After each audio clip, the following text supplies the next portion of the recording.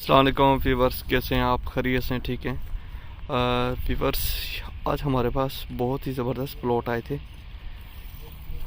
27 foot इसका front है। ये 5 मरले का प्लाट है। इसकी हदूद बंदी हो रही है। ये सामने ब्लॉक वगैरह लगाए हुए और ये मेन 60 फुट रोड है। ये वाली ये देख सकते हैं, इसके सामने ये 60 फुट रोड है ये, और ये रोड बिल्कुल सीधी ऊपर जा रही है।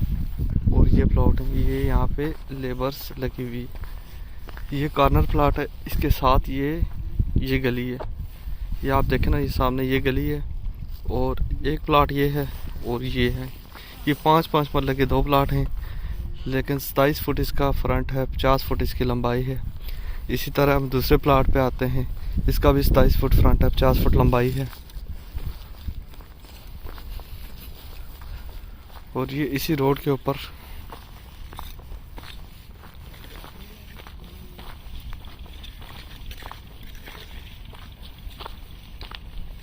ये 6 प्लॉट मौजूद हैं।